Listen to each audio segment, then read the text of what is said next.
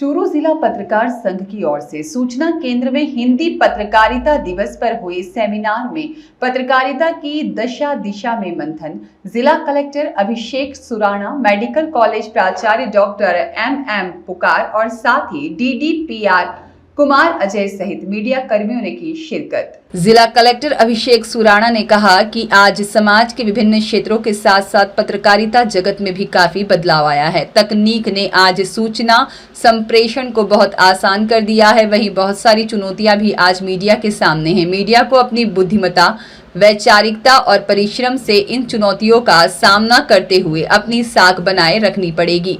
जिला कलेक्टर अभिषेक सुराणा शुक्रवार को सूचना केंद्र में चूरू जिला पत्रकार संघ की ओर से हिंदी पत्रकारिता दिवस के अवसर पर वर्तमान हिंदी पत्रकारिता की चुनौतियां विषयक सेमिनार में बतौर मुख्य अतिथि संबोधित कर रहे थे। उन्होंने कहा कि मीडिया के सोशल और डिजिटल प्लेटफॉर्म डेवलप होने से आज पत्रकारों के सामने अवसरों का विस्तार हुआ है। वे ज्यादा बेहतर ढंग से न केवल अपनी बात रख पा रहे हैं अपितु एक बेहतर आय भी अर्जित कर रहे हैं। उन्होंने जिला मुख्यालय पर पत्रकारों को भूखंड दिए जाने और प्रेस क्लब भवन निर्माण के अनुरोध पर सकारात्मक कार्यवाही के लिए आश्वासन दिया।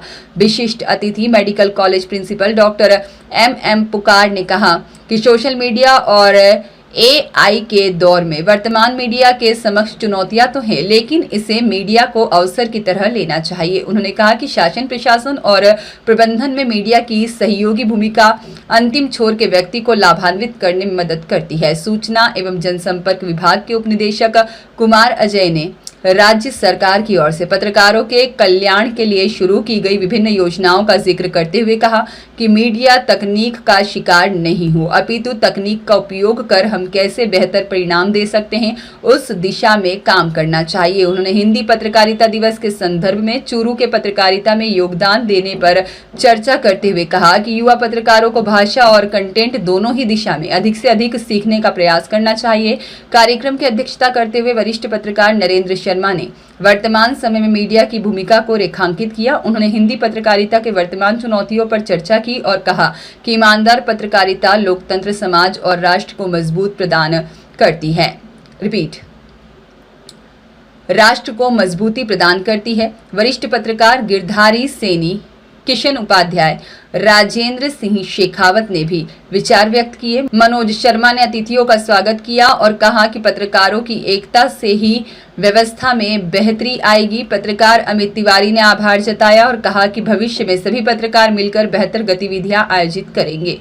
संचालन कुंज बिहारी बिरमी वाला ने किया और इससे पूर्व जिला कलेक्टर अभिषेक सुराणा, प्राचार्य पुकार और DDPR कुमार अजय ने दीप प्रज्वलित कर कार्यक्रम का शुभारंभ किया। इस दौरान APRO मनीष कुमार, राजमेस AAO भोम सिंह राठौर, राजमेस के सुगनाराम, नरेश भाटी और साथ ही आशीष गौतम, जमील अहमद खान, पवन शर्मा, देश दीपक करोड़ीवाल, साथ ही रवि सेन, जगदीश सोनी, देवराज लाटा, विजय चौहान, महेंद्र सोनी, विजय सारस्वत और शैलेंद्र सोनी, अख्तर मुगल और साथ ही सुनील कुमार, मोहम्मद अली पठान, संजय वर्मा, नौरंग खोत, साथ ही में महेंद्र सोनी, राहुल शर्मा, मदन दाधीज, विनोद सुधार, मनोज सोनी, मनोज मिश्रा, बाबूलाल राव, गजेंद्र चौहान, पवन कुमार शर्मा, नरेश पारिक, ललित चौहान, साथ ही राजकुमार नायक, नरेंद्र दीक्षित, रामस्वरूप प्रजापत, गिरधारी लाल प्रजापत, रामचंद्र गोयल, अभिषेक सरोवा, साथ ही मंगेज सिंह, संजय गोयल, विजय रक्षक, साथ ही बजरंग मीणा, धर्मपाल सिंह आदि मौजूद रहे। और पत्रकारिता के क्षेत्र में 1826 से लेके आज 2025 में हम लोग बैठे हैं। किस प्रकार के परिवर्तन आए, क्या क्या चीज़ें आई, उस पर रिफ्लेक्ट करने का समय है। हम जब मॉडर्न हिस्ट्री पढ़ते हैं, मॉडर्न हिस्ट्री मतलब पिछले 200 साल का इतिहास जब पढ़ा जाता है, तो चाहे आप भारत का जो ये 1857 से लेकर 1947 का इतिहास पढ़ेंगे, इतिहास का कोई छात्र या इवन जो किसी भी सब्जेक्ट का कोई छात्र होगा, लेकिन जो बेसिक इसको अंडरस्टैंडिंग है, तो बार बार उसमें कई पत्रकारों का और कई जो आपके न्यूज़पेपर से उनका नाम आता है। वो इसलिए आता है कि उस जमाने में लोगों में जो अलग जगाने का काम, लोगों में अवेयरनेस का काम, उनके राइट्स के बारे में, उनकी ड्यूटीज़ के बारे में वो काम जो था वो पत्रकारों के द्वारा किया गया। उस टाइम इतना आसान भी नहीं था। आपको ध्यान हो तो 1890 के आसपास, 1880 के आसपास कई सारे लाइसेंसिंग नियम, रेगुलेशंस नियम आए जिसमें आपको बुक भी छापने से पहले उसकी अनुमति लेना होता था, उसको पब्लिश करने से पहले उसकी जानकारी देनी होती थी। लेकिन आजकल ऐसा नहीं है।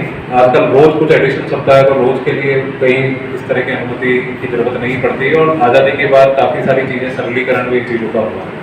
तो जब उस दौर के जो पत्रकार थे उन्होंने क्या सोच के अंग्रेजों के टाइम खुद की रिस्क पे कई सारी चीज़ें करी, वो हमें सोचने को मजबूर करती है कि आज के दौर में, जैसा अभी मेरे से पहले भी जो वक्ताओं ने कहा कि पत्रकारिता की दशा और दिशा, उसके बारे में हमें सोचना चाहिए। अभी कुछ लोग कह रहे थे कि पत्रकारिता के साथ साथ घर चलाना भी एक मजबूरी हो गया है कि घर कैसे चलाया जाए। देख रहा था अभी कुछ दिन पहले एक हिंदी के पत्रकार हैं रवीश जी के 1.3 करोड़ पेड सब्सक्राइबर। मतलब पेड सब्सक्राइबर का मतलब है कि वो यूट्यूब पे जो उनका चैनल सब्सक्राइब करता है और पैसा देके सब्सक्राइब करता है, 100 रुपये देके सब्सक्राइब करता है। 1.13 मिलियन यानी 1.3 करोड़। तो ऐसा नहीं है कि देश में अगर हम ये कहें कि अच्छा सुनने और अच्छा समझने वालों की कमी है। जस्ट मैटर कि उनको सही ढंग से वो परोसा जाए, आपकी क्रेडिबिलिटी हो, आपकी ट्रस्टवर्दीनेस हो। मुझे लगता है कि आज भी ऑडियंस तो आज भी है, बस उस ऑडियंस को टैप करने की बात है। पहले रवीश जी के बारे में बात करें तो वो पहले शायद बड़े ग्रुप के साथ, किसी के साथ, एनडीटीवी के साथ शायद जुड़े हुए थे, कई सालों तक रहे। लेकिन फिर शायद 3-4 साल पहले उन्होंने अपना इंडिपेंडेंट मीडिया प्लेटफॉर्म चालू करके वो जस्ट एन एग्जाम्पल। आजकल जो अभी हम देख रहे हैं कई सारे और जो नए जो ग्रुप्स जो निकल के आए हैं और जिस तरह की पत्रकारिता वो लोग कर रहे हैं, लोगों के विषयों को लोगों में किस तरह से रखना है, उसके बारे में वो किस तरह से काम कर रहे हैं, वो हम सब के लिए जो ट्रेडिशनल हम पत्रकारिता कर रहे हैं, हम लोगों के लिए देखने की और समझने की एक बात है। साथ में पत्रकारिता को जो कि चौथा स्तंभ हम कहते हैं डेमोक्रेसी, 3 तो हो गए, जुडिशरी, एग्जीक्यूटिव, लेजिस्लेचर, चौथा हो गया आपका पत्रकारिता। तो पत्रकारिता जो है वो कितना महत्वपूर्ण है ये सबको विदित है, क्योंकि जब कोई अखबार में कई बार रिपोर्टें आती हैं, जैसे आप इमरजेंसी का टाइम देखिए, इंडियन एक्सप्रेस ने जो उस टाइम जर्नलिज्म करा, आज भी वो उसी को कहते हैं कि जर्नलिज्म ऑफ करेज। क्योंकि उन लेखों को सुप्रीम कोर्ट के प्रसंज्ञान में लाना और उन लेखों के माध्यम से देश में माहौल तैयार करना, ये उस टाइम पे लोगों ने करा था। और आज भी कई बार इन्वेस्टिगेटिव जर्नलिज्म है या हिंदी पत्रकारिता में, मैं तो आज ही देख रहा था, आज सुबह का शायद भास्कर था, तो उसमें RTHS को लेके शायद बहुत बड़ी न्यूज छपी है कि 7 लोग, 2 शायद पत्रकार RTHS के वो बन के उन्होंने पूरा, तो इट्स एन एग्जाम्पल कि किस तरह से लोग मतलब इन चीज़ों को करते हैं। तो अब जब 21वीं सदी में जब AI का ज़माना है, जब आर्टिफिशियल इंटेलिजेंस का ज़माना है, तो ये आप लोगों को सोचना पड़ेगा कि कंटेंट राइटिंग और लिखना ये अब बहुत आसान हो गया है। मेरे जैसे आदमी के लिए बड़ा आसान है कि मैं, आप कहो मेरे को, तो मैं दिन की 10 न्यूज़ आपको खुद ही बना के दी दूँ। जो मेरा काम PRO साहब करते हैं वो काम करना मेरे लिए भी बाय हाथ का खेल है, क्योंकि इस प्रकार की कितनी सारी मोबाइल ऐप है, उसको ऑन करके मेरे को उस मीटिंग में रखना है, वो अपने आप प्रेस नोट बना के आपको भिजवा दें, इतना आसान है।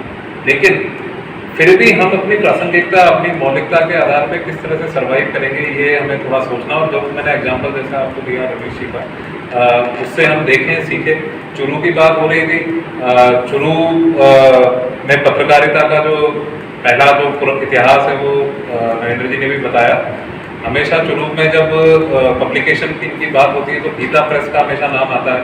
आज पूरे देश में, विदेशों में जो एक गीता प्रेस की पहचान है और उसका जो ओरिजिन है वो हमारे यहाँ के लोगों के द्वारा है। यहाँ के लोग जो थे, शायद गोविंदा जी, जयदयाल जी गोविंदा, जयदयाल जिन्होंने ये चालू करा।